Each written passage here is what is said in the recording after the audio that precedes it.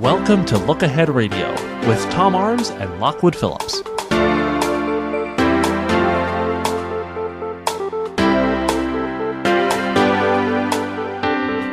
This hour of the program, Viewpoints Around the World, with our co-host, I'll call him that, Tom Arms of Look Ahead Radio, and of course, LookAheadNews.com. As always, we're looking forward to the conversations on Wednesday with Tom.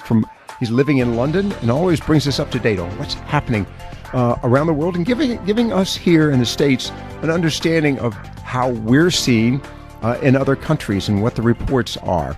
And with that introduction, Tom, it is really a busy time around the world. We've got to get to comments made earlier today, and you may or may not be aware of this, by National Security Advisor General Mike Flynn related to Iran. But before we get to that, good evening to you, and practically good morning, as a matter of fact.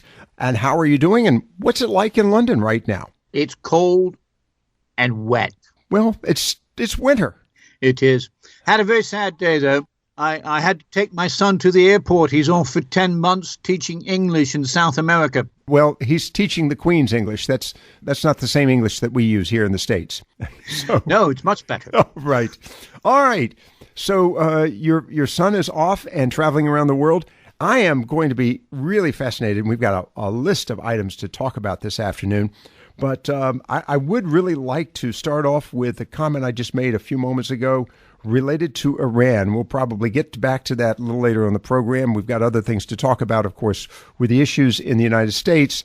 But the concerns related to Iran and their ballistic missile testing, and the thoughts that this may, in fact, counter the actual nuclear agreement that was passed by so many countries and Iran. We've heard today from General Mike Flynn that Iran has, in essence, broken trust with the international community. What is the news there in England and around the world? Well, I read Mike Flynn's comments very carefully, and he didn't exactly say that. It's not that much different from what the Obama administration said. Now, you may disagree, and of course we often do, but the Obama administration said when, I think they tested another ballistic missile about a year or so ago, that they don't like it, that we're watching you, don't do it again. The Europeans said exactly the same thing. They've said it again today. But Flynn, Obama, the EU have all said that the ballistic missile testing is separate from the nuclear deal. It's a separate part. It's related but separate. Now, it's related, and so it has to be watched, but it is separate. So in a sense, the Iranians are correct when they say that they're entitled to test ballistic missiles. But it's the spirit as opposed to the letter of the agreement. The spirit of the agreement would say, no, you really shouldn't test ballistic missiles, especially if they have the capability to deliver nuclear warheads to somewhere like Israel. But under the letter of the agreement, they are entitled on the grounds that they need to have some sort of ballistic missile system in case they are attacked. That is the Iranians' argument. It's something which obviously what they've said in the Trump White House, and they've said it stronger than Obama said, is that we're keeping our eye on you. We've served you notice, is what Mike Flynn said. Right. He didn't say that we're going to come down on you now like a ton of bricks. No, he said we're serving you notice. Right. My question to you is twofold. First, is this a growing concern for the European Union and those that were involved in the negotiations? And the second question is there a sense that Iran is eventually going to discard the agreement? Yes, it is a growing concern in that it's something which has to be watched. But I think the opinion here in Europe is that an agreement is better than no agreement at all, and that if you have no agreement at all, then the Iranians will just go pell-mell ahead with any development of nuclear weapons. At least the agreement allows us to monitor what Iran is doing, enables us, by us I mean the Western Alliance, to reimpose sanctions if Iran goes off the rails again. Okay. Then one other quick question. The topic, of course, the issue of the attack on the Saudi ship earlier this week as well by, as I recall, it was Yemenis, I'm going to get out, from Yemen, that was basically was Houthis that were from Yemen that were supported by Iran. Is there a feeling that Iran is beginning to flex its muscle more aggressively? And is it because they have a new president in Washington, D.C.? No, I don't think that. I think this is just an extension of a long-running dispute in Yemen. It's nothing. Okay. It's just another development. I don't think it has anything to do with a new president in Washington. All right. We've got a caller standing by before we go to the break. Then we're going to get to a variety of other issues. Ernie in Emerald Isles joining us. Ernie, yes, sir. Yeah, I find it interesting that North Korea has a functioning nuclear weapon, but in Tom's vernacular, they're not able to develop an intercontinental ballistic missile. And Iran is the exact opposite. They're doing intercontinental missiles, and they just can't seem to get a nuclear weapon going. All right. Why do you think that is? And if these two lunatic nations cooperated, they'd be up and running with nuclear weapons that could reach us. Well, for a start, the Iranian missile failed. So they don't have a ballistic missile, and what they have also, I think, what they were testing was something which had a range of about 200 miles. So it was a long way from being an ICBM. Oh yeah, absolutely. But I find it interesting, and like I said again, if these two crazy nations cooperated, we'd have a huge problem. Not that we already don't, but. I that's really absolutely true. strongly feel that the Trump administration is going to correct this stuff. All right, Ernie, thanks very much. I'm going to get back to that with Tom here very quickly. Thanks for your call.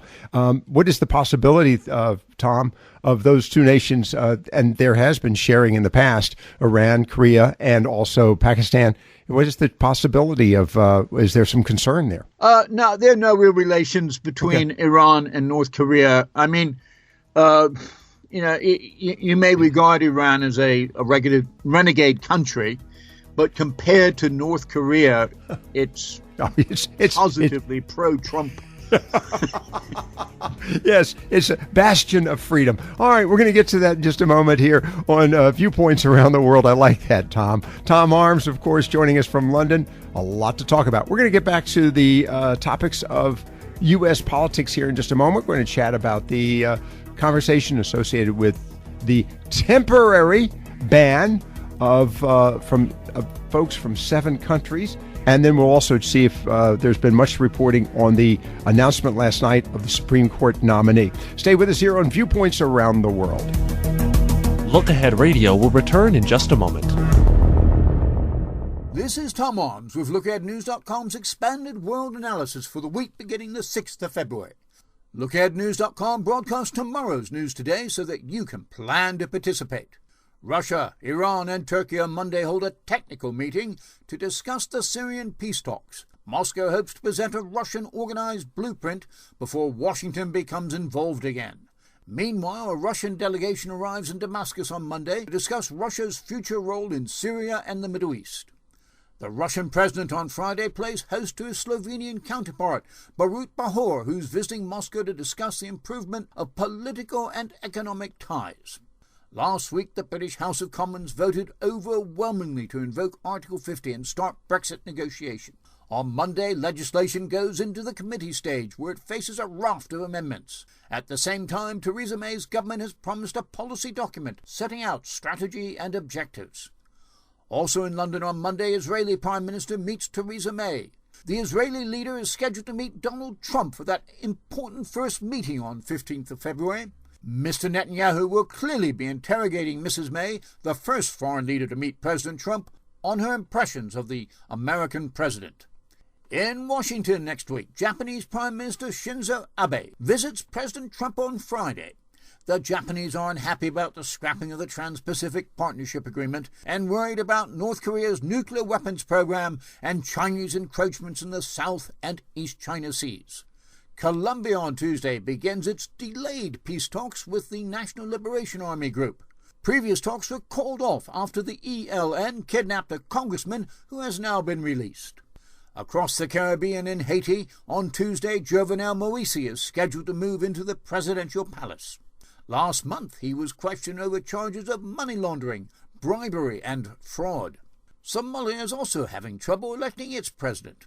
On Wednesday, its parliament makes a fourth attempt to complete indirect elections. Previous attempts have failed amid allegations of bribery, fraud, and voter intimidation.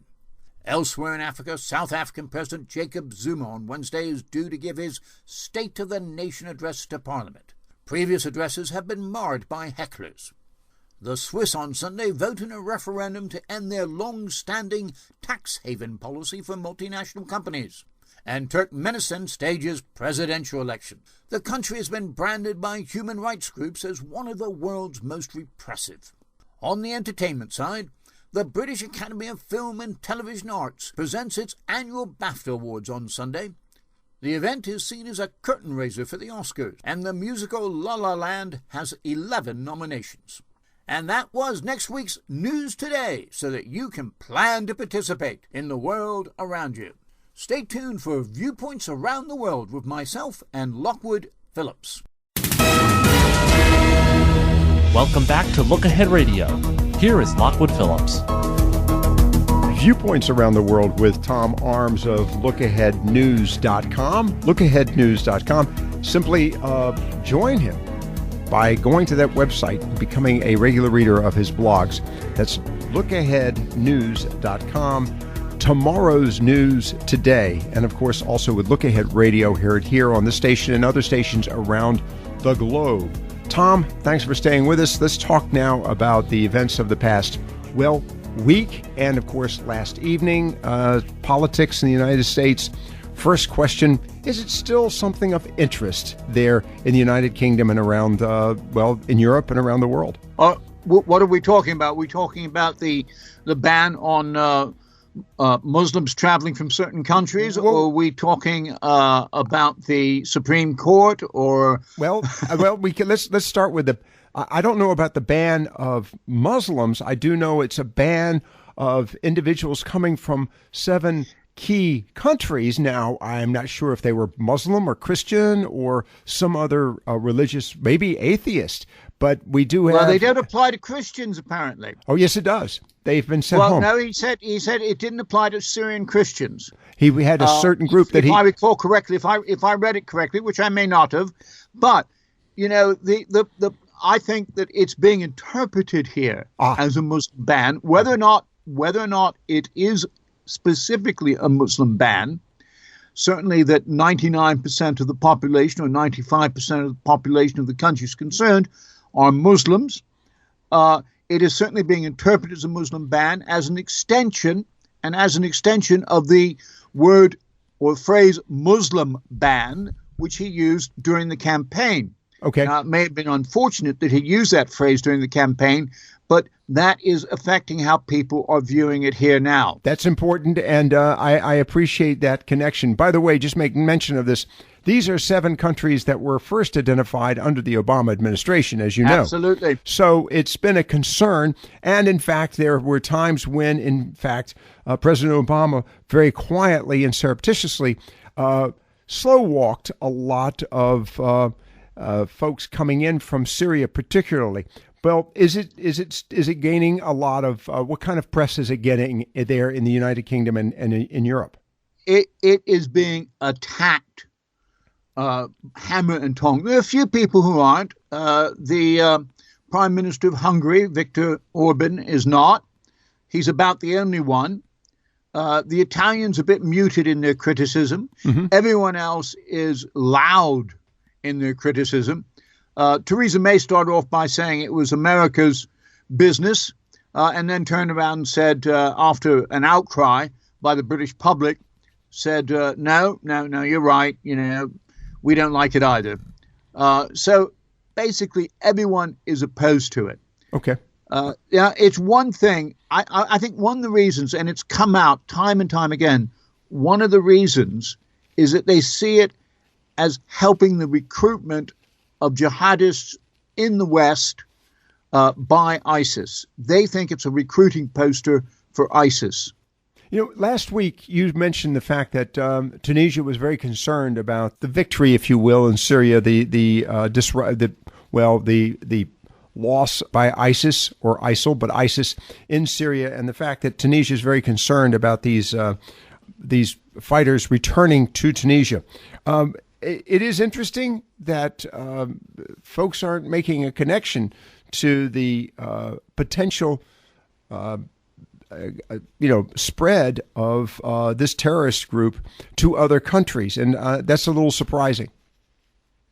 Oh no, they've made a connection. There have already been warnings from European intelligence agencies. Well, what are they going to do? What will they do? Well, they're looking towards extreme vetting.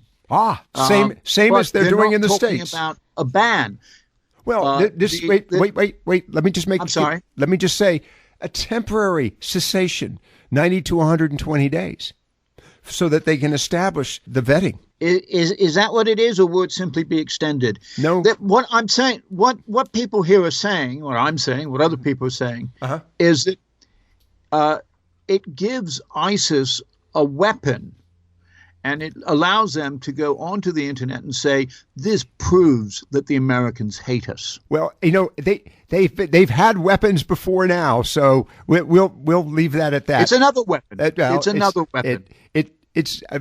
Many in this country would say it's a moot argument. Let's talk instead about the issue of the Supreme Court nomination. Was that covered in the European community? It was. I was surprised it wasn't given more coverage. And I think maybe the reason it wasn't given more coverage was because the travel ban and all the protest related to it was overtaking it. Okay. It was mentioned, but it was seriously overtaken by other events. Okay, and by the way, you probably have not heard, but this afternoon, Rex Tillerson was confirmed. Yes, I have. Okay. How will that be received in Europe as the new Secretary of State? Well, I think it's received as inevitable. What's the opinion, Rex Tillerson? They couldn't see a reason why he shouldn't be. I mean, There are reasons. Obviously, his connections with Exxon and his connections with Putin. It's not a popular choice with the Europeans. Okay. But having said that, they can live with Rex Tillerson. Okay. All right, let's get He's obviously a very capable person. Well, yes, and we're going to get to Putin a little later on. I've got a quick question for you on that one. I've got just a few moments to go before we go to the break. Let's go to Walter in Alliance. Walter, continue on, sir. I got a couple of questions. How many Muslims are in Malaysia? You know, Tom? I don't know exactly. It is a Muslim country. Yeah. And how many Muslims are in India? Probably. I think it's about 10% of the population, so that'd be about 100 million. And let me interrupt. And I guess I wonder if those two countries are on this largest unquote you're talking about. And by the way, the largest Muslim population in the world is in Malaysia. No, it's not. It's in Indonesia. Are they on the list? No, they are Indonesia. not. Indonesia. They're not. That's about 300 million in Indonesia. Okay, but they're not on the list. Yeah, that's a good point. No. All right, Walter. So my next question is, if everyone in Europe hates what we're doing, why in the hell are they coming? Why are the what? Why don't you just stay home? Go to Spain if you want some warm climate. Wait. You mean those coming from those countries? No, anybody. Oh. Anybody who has any disagreements in the United States, what the hell are they coming to Disneyland? Well, we're not going to get into that one, but Walter, I appreciate the observation. I think you made a good point there. Thank you for your call. I got to go to a break. I'm sorry. I'm right up against the clock, but I appreciate that, Walter. All right, we're going to continue our conversation with Tom Arms. Very good points on the issue of other countries with large Muslim populations. So I think that answers that question very quickly. But Tom, I think the topic of the appointments and the other issues. I'm curious, right after this break, are they going to continue to follow those nominations? And particularly, of course, we mentioned the Supreme Court nomination as well. And then want to get into the issues in Germany and France. Those are big topics as well, with Tom Arms with Look Ahead News and Look Ahead Radio. Look Ahead Radio will return in just a moment.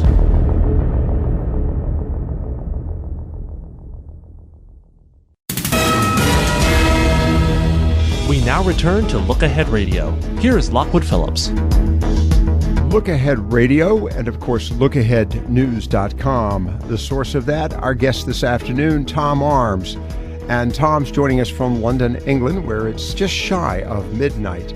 Tom, thanks for staying with us. So much to talk about in other areas, but let's talk about the elections in France and Germany and what the impacts of both U.S. decisions are having and just a populist movement. So first off, what's happening in Germany? Well, in Germany, they now have the Social Democratic candidate for the election is going to be the former president of the European Parliament, Martin Schulz. Angela Merkel is forging ahead in the polls.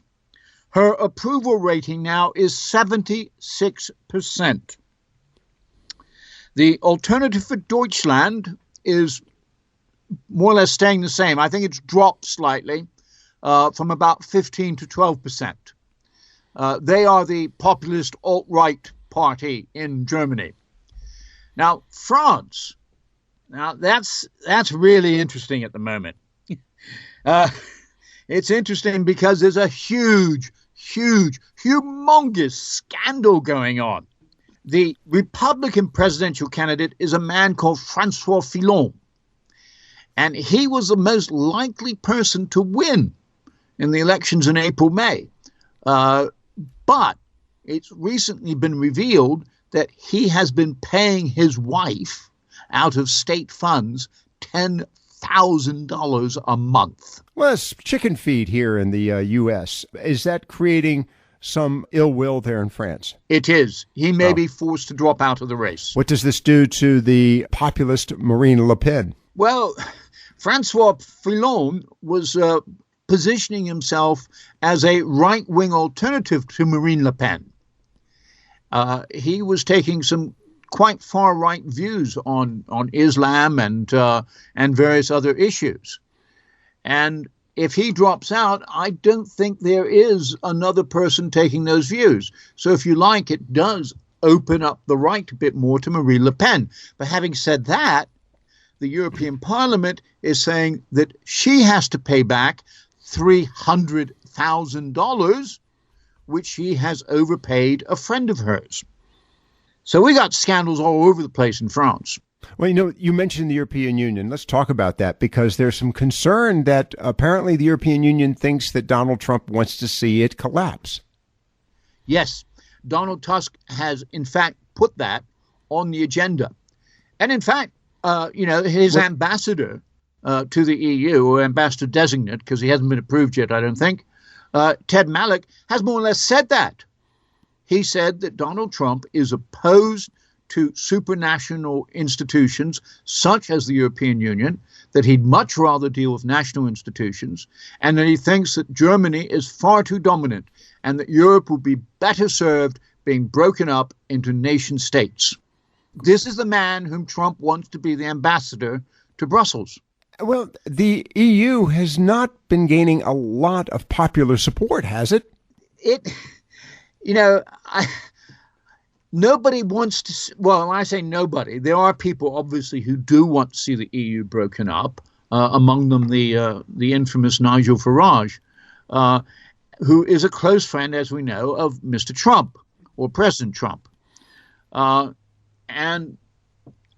there are certainly problems with the EU. Personally, I think that the biggest problem with the EU is that the European Parliament doesn't have enough power, and that too much power is vested in the Commission. Now, the reason the European Parliament doesn't have power is because in order to have power, the national parliaments parliaments will have to cede power to it. And they're very reluctant to do that. And so the system is set up so national parliaments elect governments. These governments have ministers who sit on a council, and that council appoints the commission. Okay, so it's sort of indirectly, the commission is indirectly elected or appointed by the national parliaments in a rather convoluted way. And the reason for that is they want to hold on to the power they have and not hand it over to the supranational European Parliament. The problem is, Tom, many in these countries are not feeling, well, shall we say, a positive reaction from this economic engine of the European Union. As a matter of fact, many of them are not seeing any benefit whatsoever. Yes, no, they have not recovered from the banking crisis of 2008, 2009. And that's nearly 10 years now. And it's been a very sluggish period in Europe. It has been in the United States as well, which is one of the reasons why Donald Trump was elected. Discontent with the fact that, the Rust Belt, for instance, was not holding on to or was losing jobs. And the same feelings are being, are here in Europe. Well, that but you have failing countries. You have Italy, which is on the brink. You've had Greece. You've got possibilities with Spain, Ireland. There are so many areas in the European Union that just have very poor economic conditions. Not only the people, but the countries themselves. I'll back you up a little bit. Okay. Because Ireland's actually doing very well again at the moment. Okay. Spain is doing quite well at the moment. You're absolutely right about Greece and Italy. They are in dire straits. And, a lot of it is down to they have corruption problems in both those countries. And they've never really sorted them out. There's certainly a lot of problems in the European Union. I think, though, that the big danger with talking about the European Union or in any way encouraging the breakup of the European Union, which is what the EU is worried about, that Trump is encouraging the breakup of the EU, is that you don't want to break up the EU. It is a very dangerous thing to do. The EU has helped to create peace in Europe ever since 1950. Okay. You break it up and you create instability in Europe. All right. We've got to get on to a few other items. All right. Let's talk about the United Kingdom and local authority spending. And by the way, you've got an election coming up. Well, not for another year. But there's something I should have mentioned earlier, and that is the big story here in Britain has been Trump's state visit. Which, by the way, I don't know if that got reported. He was invited to make a state visit to Britain, and that has really enraged people. They are furious about it, and a petition went up online. Nearly 2 million people have signed it, saying we do not want the Queen to be subjected to a visit by a vulgar misogynist. All right. Okay. Well, we'll see how that flies in light of the fact that Britain's looking for friends, and I'm just curious. Well, yes, exactly. And that's the reason why I was offered the state visit. But a lot of people saying, it's a high price to pay. They really don't like Trump. Tom Arms, of course, of LookAheadNews.com and Look Ahead Radio. We'll take a quick break. We've got to get back to a few other quick items. Syrian peace talks. Well, they've broken up apparently, and we have a comment here: Netanyahu's forthcoming visit to Washington and West Bank settlements. As a matter of fact, we've had some interesting stories on that recently, and then we'll wrap it up with adult swatting fad sweeps Japan. Okay, I'm looking forward to hearing about this. Stay with us here on Viewpoints Around the World. Look Ahead Radio will return in just a moment. Observations of an Expert by Tom Arms from LookAheadNews.com. The Brexiteering Trump supporter narrowed his eyes, curled his upper lip, glared at me and sneeringly stuttered, You liberal!" I removed the handkerchief from my pocket, wiped away what I believe was unintentional spit from just below my left eye, and gave him an infuriatingly rueful smile. To many conservative-minded folk, a liberal is a threat to their way of life. Liberal tolerance of other religions, genders and cultures forces conservatives into politically correct language which sticks in their throats. The liberal emphasis on equality threatens their supremacy and culture, and liberal generosity is seen as undermining livelihoods and threatening security. The word liberal is derived from the Latin root liberalis. Which means noble, gracious, and munificent, character traits which I would love to have. Liberalis is also the root for the word liberty, which runs golden thread-like through modern Western civilization. "Give me liberty or give me death," shouted Patrick Henry. The single word liberty was emblazoned on an American Revolutionary flag, and it plays a key role in the preamble to the U.S. Constitution. Liberté is the first word in the catchy slogan of the French Revolution, and in the 19th century, European liberalism was equated with parliamentary government and political reform based on equality. Adam Smith regarded natural liberty as the highest form of human existence, and liberal or free trade between nations was his ultimate aim. For the ancient Greeks, a liberal arts education was the summit of learning and culture. A free press, free speech, freedom of thought, freedom of assembly, a free and independent judiciary, free elections, and freedom to pursue life, liberty, and happiness. These and the parliamentary democracy which protects them are all generally regarded as Western liberal values. They are all enshrined in the American Constitution and legal documents in liberal societies across the world.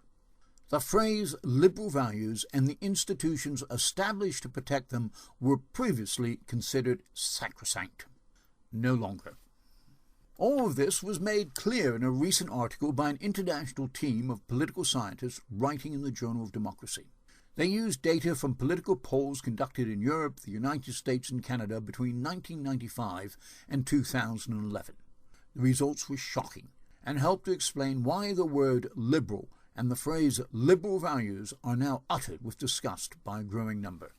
In 1995, American voters were asked if they thought it would be best if the military overthrew the elected government and ran the country. 5% said yes. By 2011, that figure had grown to 16%. In Europe, the figure went from 5 to 13%. The researchers had more questions, including, would it be better to have a strong leader who does not have to bother with Congress or Parliament or elections? In the United States in 1995, the figure was 24% yes. In 2011, it was 32%. In Europe, the figure was 7% in 1995 and 17% in 2011. Not surprisingly, the authors of the report concluded that a serious democratic disconnect has emerged. They add, if it widens even further, it may begin to challenge the stability of seemingly consolidated democracies. The alternatives are keen to offer themselves. President Putin said it is about time that Western liberal values collapsed. The Chinese preach that the shambles of the American presidential elections are proof that their authoritarian system is superior. Democracy, liberalism, and liberal values are under attack as never before from within and without. As for myself, well, Trump supporters, Brexiteers, alt-righters, Putinites, and any other authoritarian leaners, feel free to call me a liberal. I'm proud of the label, but please keep the spittle to a minimum. Welcome back to Look Ahead Radio. Here is Lockwood Phillips. Viewpoints around the world with Tom Arms. We've got about 5 minutes with Tom left this evening, and I want to chat with him about several items. Tom, let's talk about the Syrian peace talks. There's some question as to whether or not they've been disrupted. Things in Syria are not going quite as smoothly as, the Russian president had hoped. And what's the future? Well, they're going to have technical talks again next week between the Iranians, the Russians, and the Turks. Certainly, the rebels are not being quite as helpful as they could be. The UN side of the talks, the UN brokered talks, which are being held in Geneva, have been postponed until the 20th of February. I think the most interesting thing about the talks is that the Americans, yourselves, the US, ourselves, are being more or less completely excluded. At the talks last week, the Trump administration was offered observer status but turned it down. And the only person who was there at the meeting and only on the fringes was the American ambassador to Kazakhstan, a chap called George Kroll, a career foreign service officer. And, it's clear that the U.S. is being edged out. And then when did that happen? When did the realities of this being edged out occur? When did it happen? It happened when the talks were organized. Basically the Iranians said, we don't want the Americans there. And when was that? A couple of weeks ago. Actually, it was in the midst of the Obama administration, and there was some concerns with Secretary of State John Kerry. I just want to make mention of that. All right, let's move on to the other topic. Netanyahu, he's got a visit to Washington, D.C. You've got some West Bank settlements that are in play. Yep. And I think, the stand that, basically you've got, on one side, you've got Netanyahu saying, I want these settlements. On the other side, you have the courts and the international community saying, no, you can't have the settlements, because if you have the settlements and you set out what are nearly 500,000 Israeli settlers on what a lot of people regard as Palestinian territory, then you might as well throw the two-state solution right out the window. Now, the question is, where does Trump stand on this? And that, of course, will be the answer we'll be getting in Washington, D.C. I've got a caller standing. That's right. It's going to be a very important issue at those talks. Okay. I've got a caller standing by. I want to get to him, and then I want to get to the issue of the swaddling fad in Japan. Mike and Hubert, good evening. Yes, sir. Hey, I had a couple of questions for Ron. Tom, you mean? Go. You say 2 million? Yeah. You said there was 2 million people signed up against Trump not coming to visit in England. Right. What's the population of England? It's about 60 million. They had 2 petitions going. One was it was 1.8 million people who signed the petition against Trump. Okay. And 200,000 who supported a petition in favor of Trump's visit, which means that of those who expressed an opinion, 90% expressed an opinion against the visit. Okay. Yeah, it was for the internet. They're probably trolls. What's your opinion? Did you sign the petition? No, I kept out of it this time. I can see that they're, I'm worried because a lot of politicians are opposed to Trump's visit. When he comes to make a state visit, he should address a joint session of Parliament. Now, I think it'd be very embarrassing, very bad for Anglo-American relations if he comes in, addresses a joint session of Parliament, and members of Parliament stand up and walk out. And I think there's a very real danger of that. A question for you, and Mike, thanks for the call. I appreciate that. Thank you. All right, we're going to not have time to talk about the issue of the swaddling fad, but a quick question for you, Tom. What is the key complaint related to President Trump in the UK right now? Oh, the travel ban. Okay. All right. I think that's interesting. Thank you very much for your time this evening. Tom Arms and Mike and Hubert, thanks for that question. I appreciate that. Tom Arms of LookAhead Radio and, of course, LookAheadNews.com. Get tomorrow's news today. Log on to LookAheadNews.com. Become a regular reader of that. Tom, thank you very much. And, well, enjoy winter in London. You've been listening to Viewpoints Around the World.